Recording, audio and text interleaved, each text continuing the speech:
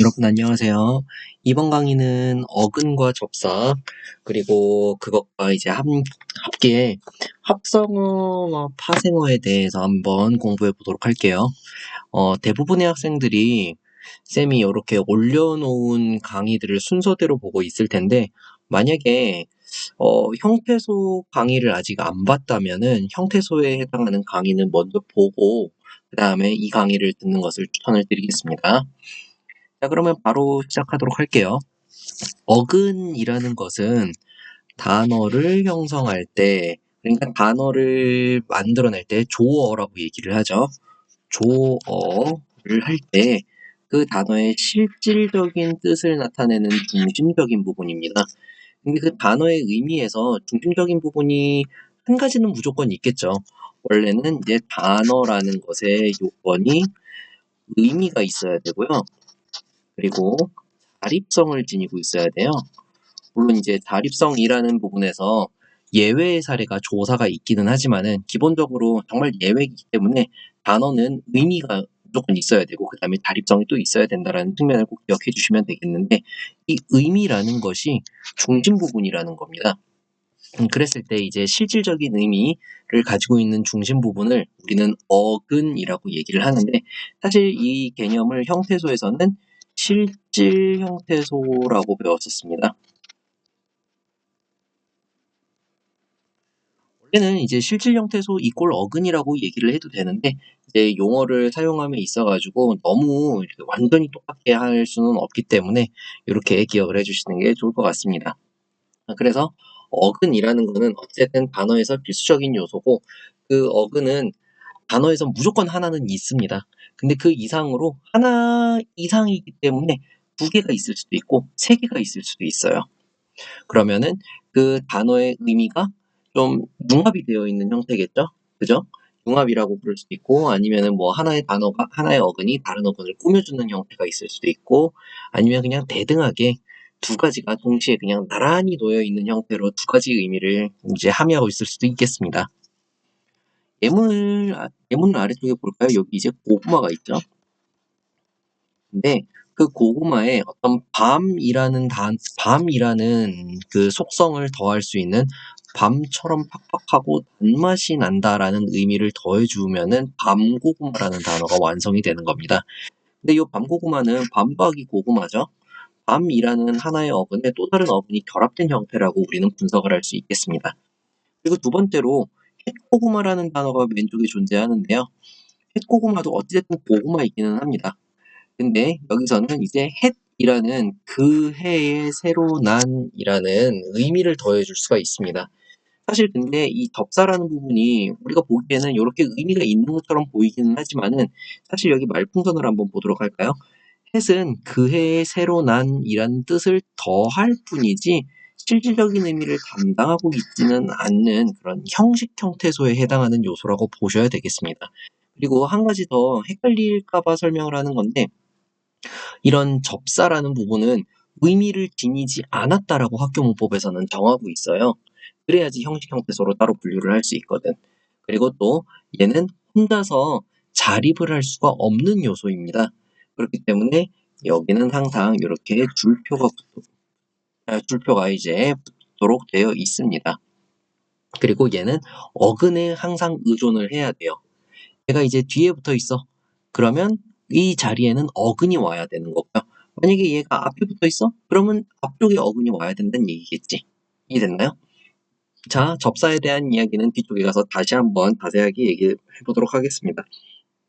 어찌됐든 어근이라는 거는 단어에서 핵심적인 요소이고 실질적인 의미를 다루고 있는 부분이에요. 그 어근에 또 다른 어근이 붙을 수도 있다라는 거, 그리고 어근에 또 다른 뭐 다른 형태의 접사가 붙을 수도 있고 뭐 그런 것들을 기억해 주시면 되겠습니다. 그리고 많은 학생들이 이제 어근이라는 것은 알았는데 어간과 어근이 그 단어의 그 소리가 비슷해서 그러는지 많이들 헷갈리시더라고요. 실제로 또 동사나 형용사에서 의미 요소인 어근은 어간의 역할을 하는 경우들도 많아요. 그래서 요 용어는 일단 구별을 하실 수 있어야 되겠습니다. 어근이라는 거는 단어가 어떻게 만들어졌는지에 초점을 두는 단어예요. 두는 용어예요. 그래서 접사와 대응해서 같이 묶어서 생각해 주시는 게 좋겠고, 어간은 용언 활용 시 어미와의 결합 여부에 초점을 맞추는 단어예요. 그래서 어미와 대응해서 같이 쓰이는 단어입니다. 어근은 그래서 단어의 의미에 집중하는 그런 용어고요. 어간이라는 거는 용언의 구조나 활용 그런 것에 집중하는 용어가 되겠습니다. 그렇기 때문에 어근과 어간은 기본적으로 헷갈리면 안 되는 단어예요. 구분하는 그런 어떤 범주가, 다루는 범주가 다르기 때문에 헷갈리면 안 됩니다. 하지만 어근이면서 어간인 경우들이 있기 때문에 헷갈리는 겁니다. 먹다라는 단어를 한번 보도록 할까요? 먹다는 그렇게 어간과 어미로 나눌 수가 있는 용어입니다. 여기서 이제 의미 요소이기 때문에 여기는 어근이라고 하는 것이고요. 그리고 여기는 의미 요소가 없습니다. 단어를 만드는 데 있어가지고, 아이고, 미안해요. 단어를 만드는 데 있어서 이 다라는 요소는 의미 형성에 기여하는 요소가 아니기 때문에 이 단어는 어근 하나만으로 이루어진 단일어라고 얘기를 해줍니다. 근데 이 단어를 용언의 활용 요소, 활용 양상을 확인하기 위해서는 얘를 어이라고 분석을 하고 여기를 어미라고 분석을 해야 되는 것 뿐이에요. 어간이 있으면 항상 어미가 있습니다. 근데 단어에서는 어근 하나만으로 이루어진 단어가 있기 때문에 이런 부분을 좀 구분을 하셔야 될 것 같아요. 어간이 어근만으로 이루어질 수도 있고, 자, 여기서부터 이제 중요한 얘기예요. 어간이라는 것은 어근만으로 이루어질 수가 있고요. 어근에 또 다른 어근이 붙어서 만들어질 수 있고, 어근에 접사가 붙어서 만들어질 수가 있고요. 또는 접사의 어근이 접사 더하기 어근 이런 형태가 있을 수 있죠. 어간을 만드는 방법이라고 얘기를 하지만은 사실 단어가 의미를 갖추는 방법이라고 얘기해 주시면 될 것 같아요.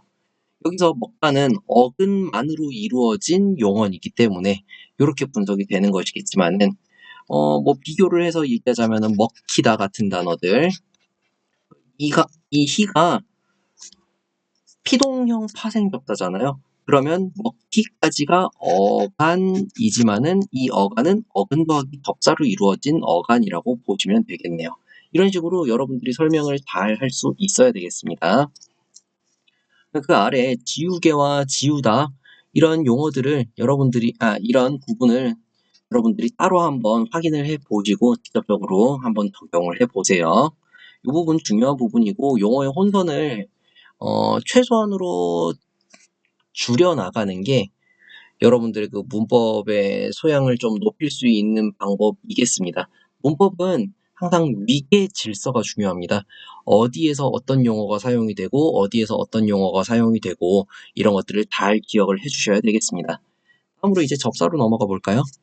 접사는 단어를 형성할 때 어근의 앞이나 뒤에 붙어서 그 뜻을 제한하는 또는 같은 말로 꾸며주는 또는 아니면 수식해주는 같은 말이에요.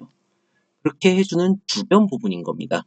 그래서 의미를 제한할 뿐이지 뭐 어근의 품사를 바꾼다라고 얘기하기도 하는데 어떤 의미를 제한하다 뭐 아니면 수식하다 꾸며준다인 것뿐이지 새로운 의미를 이제 막 형성을 해내는 어떤 합성의 형태라고 볼 수는 없습니다. 자, 다음으로 넘어가 볼까요? 맛 아들에서는 어쨌든 아들이라는 어근이 있지만은 맛이라는 것은 맞이가 되는 또는 그 첫째에 해당하는 그런 의미를 갖추게 되는 접사인 겁니다. 그 다음에 먹보도 먹다라는 어근에 부호라는 그런 속성을 가지고 있는 사람을 나타내는 명사로 또 명사로 바꿔줄 수 있는 그런 접사가 되겠습니다. 위에서 접사는 두 가지 의미를 지닌다라고 얘기했었잖아요. 의미를 제한한다 라는 것과 어근의 품사를 바꾼다라는 두 가지를 꼭 기억을 하셔야 되겠습니다. 알았죠? 그래서 이걸 가지고 좀 응용을 하는 문제들이 등장을 하기도 하는데요. 접사는 어떻게 한다? 품사를 바꾼다. 교체. 요거를 이제 파생이라고 얘기를 하죠. 근데 어미는 품사를 안 바꿔요. 이게 너무 당연한 얘기예요. 어미가 붙었다라는 얘기는 아까도 얘기했었지, 어간이 있으면 어미가 있다고요. 반대로 어미가 있으면 어간이 있는 겁니다. 어미가 있다라는 얘기는, 그리고 그것이 어미라고 정의가 되는 순간 앞에는 무조건 어간이에요. 그러면 어간과 어미가 존재한다는 건 기본적으로 우리가 이제 풍사 파트에서 배우겠지만 이거는 용언이란 얘기예요. 용언은 동사, 형용사 둘 중에 하나죠. 그러면 이제 얘가 명사냐 동사냐 또는 명사냐 형용사냐를 구분할 문제는 아니라는 거예요. 알았죠? 뒤에 가가지고 분명히 여러분들이 다시 한번 헷갈리는 영역이 될 수도 있을 겁니다. 근데 알아둬야 하는 것이 하나 더 있다면은 이것이 모의고사에서 자주 출제가 되는 영역이에요. 구분을 하실 수 있어야 되겠습니다. 알았죠? 그래서 문법에서는 의문 변동까지는 생각보다 이제 접근이 쉬웠을 거예요. 근데 의미론에 해당하는 부분을 의미론에 해당하는 부분을 공부를 하다 보면은 점점 이제 어려워질 겁니다. 여기를 이제 잘 정복을 해야지 문법에서 만점을 받을 수가 있겠죠. 자, 다시 접사에 해당하는 얘기들을 계속 해봅시다. 접사는 어쨌든 그래서 그 뜻을 제안하거나 수식하거나 꾸며주는 주변 부분이 되겠습니다. 그래서 앞에 붙었을 때는 접두사라고 얘기를 하고 머리 두자를 쓰는 거겠죠. 그리고 뒤에 붙으면 접미사라고 꼬리 미자를 쓰는 겁니다. 여러분들 뭐 팁을 드리자면요. 접두사와 접미사는 많이 알고 있으면 많이 알고 있을수록 어휘력이 상승을 하긴 합니다. 그리고 또 품사에서는 접두사보다 접미사를 물어보는 경우들이 많은데, 왜냐면은 접미사가 품사를 교체해주는 경우들이 많아요. 알았죠? 자, 일단 다음으로 넘어가 볼까요? 다음 페이지로. 자, 이런 어근과 접사가 결합이 되었을 때 합성어, 단일어, 합성어, 파생어 이런 식으로 나누는데, 일단 위계를 한번 정리를 해보고 시작을 하겠습니다. 단어는 어근만으로 이루어졌을 때 단일어라고 얘기를 합니다. 근데 이 단일어가 다시 어근에 무언가가 붙었을 때 합성어가 되기도 하고요. 파생어가 되기도 해요. 얘네 둘을 묶어서 복합어라고 하는 겁니다. 합성어는 어근 더하기 어근이고요. 파생어는 어근의 어근과 접사의 결합인 겁니다. 그래서 어근끼리 붙었을 때 어근의 어떤 결합 방식에 따라서 나눌 수가 있고, 또 한 번 다시 나눌 수가 있고, 어근끼리의 그 의미 관계에 따라서 다시 한번 이제 세 가지로 나눌 수가 있습니다. 이해됐나요? 파생어도 이제 뭐 접두사가 붙었는지 접미사가 붙었는지에 따라서 접두파생어, 접미파생어가 나뉘게 되는데요. 그 부분은 이제 접사의 의미를 알고 있으면 충분히 이 단어가 어느 의미인지를 이제 짐작을 할 수가 있는 부분일 것 같아요. 그래서 파생어는 오히려 구분을 하는 거는 쉬울 것 같습니다. 그 접사가 혼자서 쓰일 리가 없기 때문인 거죠. 근데 합성어는 어떤 배열 방식이나 뭐 결합 방식이라고 얘기를 하죠. 그런 것들을 신경을 써야 되는 영역들이 꽤 많습니다. 그래서 쌤은 지금 편의상 파생어부터 먼저 하도록 하고요. 그 다음에 합성어에 해당하는 영역들을 조금 더 깊이 보도록 하겠습니다. 일단 단일어부터 봐야 되겠죠. 단일어는 하나의 어근만으로 이루어진 단어인 겁니다. 아까 전에 쌤이 먹다라는 단어를 소개를 했었는데, 먹이라는 부분이 어근이고요. 다라는 부분은 의미 형성에 기여하는 요소가 아니라고 얘기했었죠. 그렇다면은 그 먹다라는 단어는 단일어겠죠. 있나요? 여기 있다. 그래서 용언도 단일어들이 굉장히 많습니다. 맞죠? 그 다음에 여기 나와 있네요. 용언의 단어 형성법 부분. 그래서 먹다, 오가다, 어근 더하기 어근의 형태가 있을 수 있고, 짓누르다는 누르다라는 어간에 짓이라는 접사가 붙어서 합성어인지 파생어인지를 또 구분할 수가 있겠네요. 더 읽어볼게요. 단일어. 저쪽이면 뜻을 알 수 없게 되거나 뜻이 달라질 수 있습니다.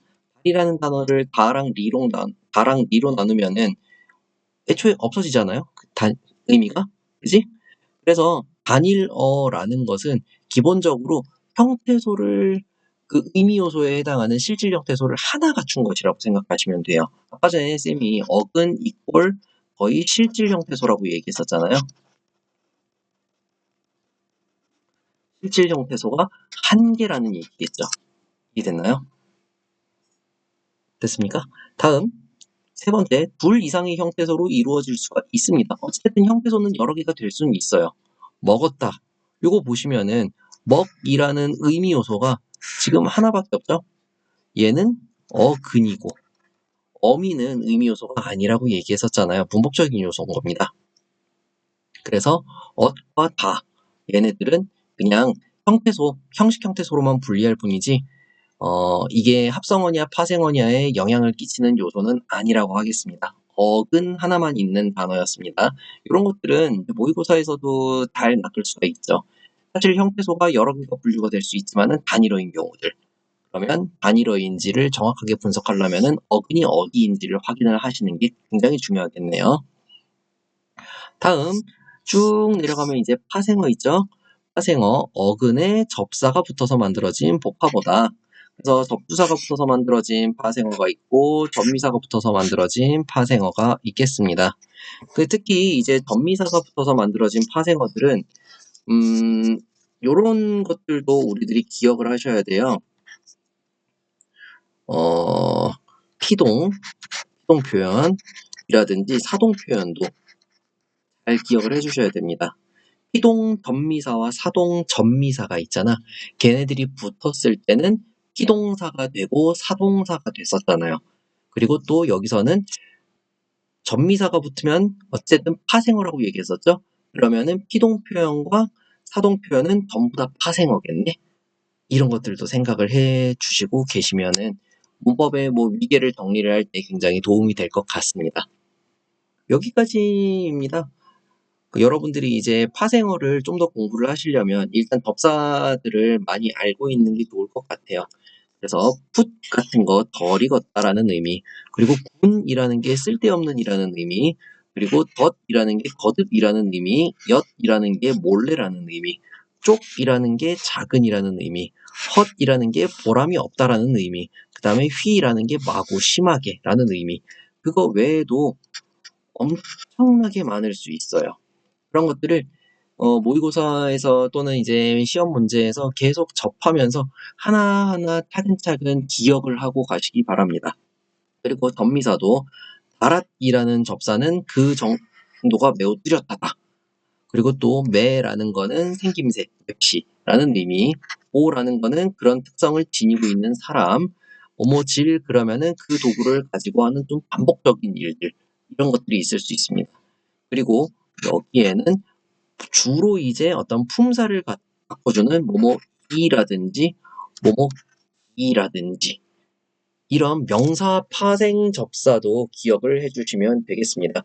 근데 이게 뭐뭐이나 뭐뭐기가 붙었다고 그래가지고 무조건 이게 명사냐 아니면은 이제 그냥 동사로 남느냐 이런 것들도 문법적인 어떤 체계 안에서 문법적인 논리적인 그 사고 안에서 이루어져야 되기 때문에 그건 이제 문제를 통해서 조금 더 심화된 형태로 접근을 하시는 게 좋을 것 같아요. 요런 게 이제 자주 출제가 된다는 것만 기억해 주세요. 그러면 이제 합성어를 한번 보도록 할게요. 우리가 복합어는 일단 배웠었잖아요. 그 이상의 무엇인가가 더 붙을 수 있다라는 거. 그 중에서는 이제 어근이 둘 이상이 붙었을 때 합성어라고 얘기를 하는데 첫 번째로 이제 합성어의 그 구분 중에서 결합관계에 따른 어근끼리의 결합관계가 어떠하냐에 따라서 나누게 되겠습니다. 대등이라는 거는 어근끼리의 관계가 대등한 의미 관계가 되겠죠. 그래서 보통 여기서는 뭐뭐와 또는 뭐뭐과 등으로 어근 간의 관계를 설명할 수가 있습니다. 논 같은 논과 밭이잖아요. 남녀도 남과 여겠지. 그죠? 손발도 손과 발이겠지. 이런 것들을 생각해 보시면 뭐뭐와과로 보통 대등합성어는 설명이 되겠습니다.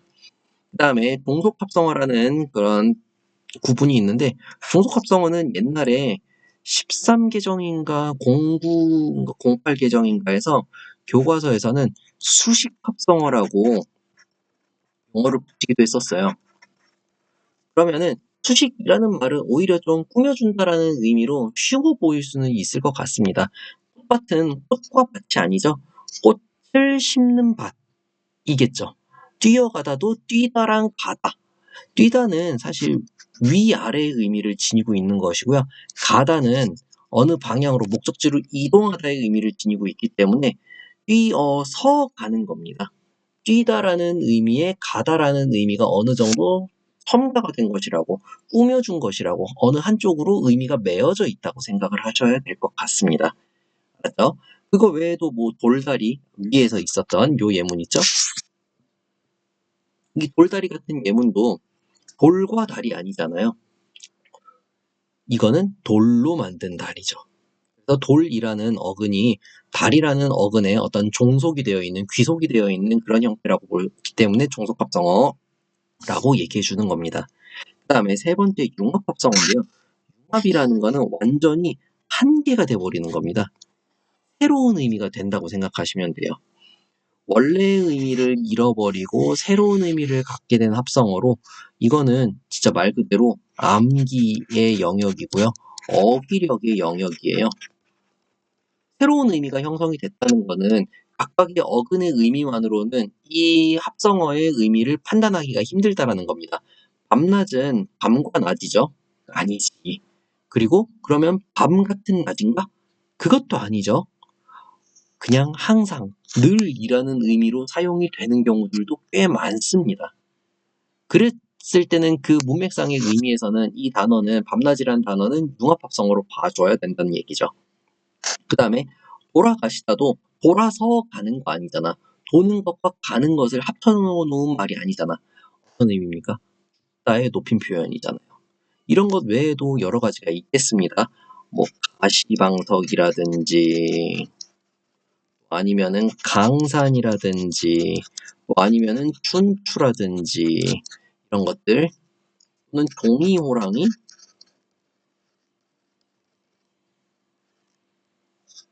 이런 단어들도 있어요. 얘네들은 다 어휘력이에요, 여러분. 단어들의 의미들은 각각 좀 찾아보시는 게 좋을 것 같습니다. 풍추 아니고 춘추예요. 자, 그 다음에 여기가 정말 중요합니다. 배열 관계에 따른 합성어. 통사라는 거는 문장이라는 의미기는 한데, 보통 여기서는 통사라는 것을 문법적인, 문법 규칙에 어긋나지 않는,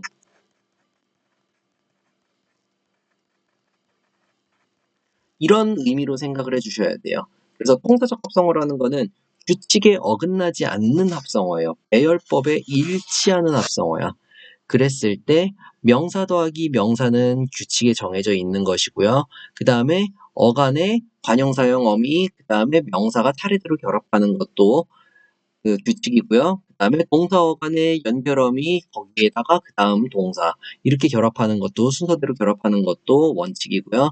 그 다음에 명사 더하기 동사 그대로 결합하는 것도 원칙이고, 그 다음에 부사 더하기 동사도 그대로 결합하는 게 원칙이라고 합니다.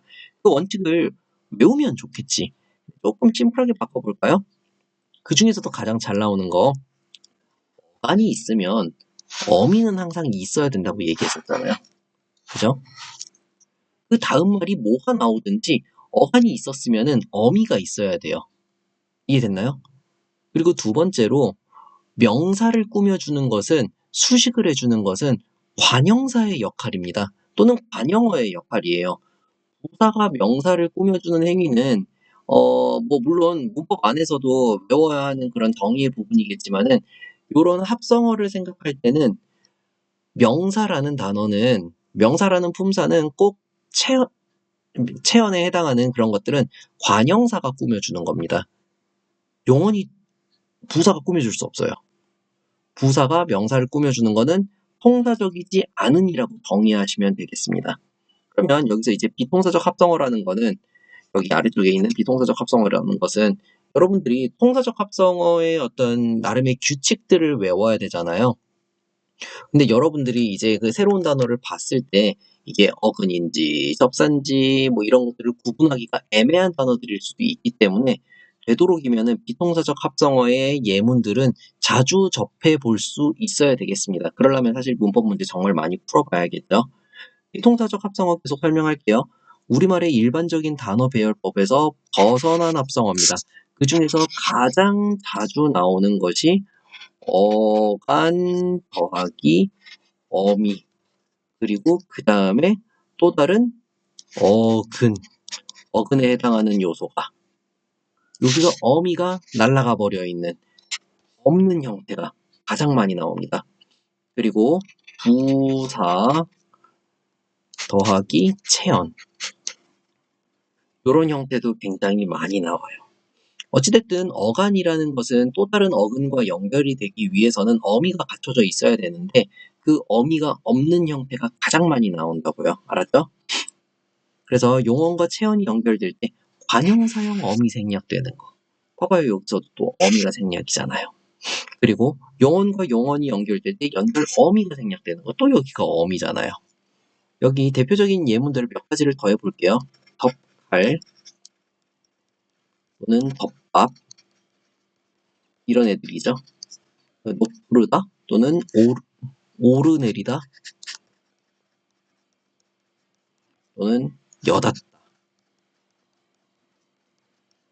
이런 단어들. 예문을 많이 알고 있으면 많이 알고 있을수록 좋아요. 특히 이 우짓다는 가끔 나오는데요. 우짓다에서 리을이 탈락했다라는 거를 우리가 보셔야 돼요. 그러니까는 우짓다의 의미를 기본적으로 알고 있어야 돼요. 울다 짓다의 합성어예요. 여닫다도 열다 닫다의 합성어잖아. 그렇기 때문에 이 리을이 탈락하는 용언 어간이 자주 등장을 해요. 특히 왜냐하면 형태가 변형이 되어 있거든. 알았죠? 그 다음에 일반적인 부사 수식 구성에서 어긋나 부사가 체언을 수식하는 경우들, 이 두 가지가 가장 잘 나온다고 얘기했었죠. 그리고 그거를 조금 더 구체적으로 바꾼 겁니다. 대표적인 게 척척박사 또는 구슬기, 이런 단어들 꼭 기억해 두셔야 되겠습니다. 척척 대답하다라는 말은 부사 더하기 동사인 것이기 때문에 통사적이지 않다라고 얘기하는 것은 아닙니다. 알았죠? 합성어와 파생어에 대해서 좀 공부를 해봤는데 뒤쪽에 형성평가 문제들이 있습니다. 그 형성평가 문제를 좀 풀어보시고요. 그리고 개념은 다시 한번 정리해 주는 게 이 영역에서는 굉장히 중요합니다. 그래서 쪽지 시험을 잘 풀어보시기 바랍니다. 그리고 형태에서 구분하는 문제보다는 합성어냐 파생어냐를 구분하는 문제, 거기에 합성어도 이게 통사적 합성어냐 비통사적 합성어냐를 구분하는 문제들이 정말 많이 나오기 때문에 수능 감 익히기를 통해서 심화 문제도 여러분들이 한번 오답풀이를 해보시기 바랍니다. 강의는 요 정도까지 하고 마무리를 하도록 하겠습니다. 다들 고생 많으셨습니다.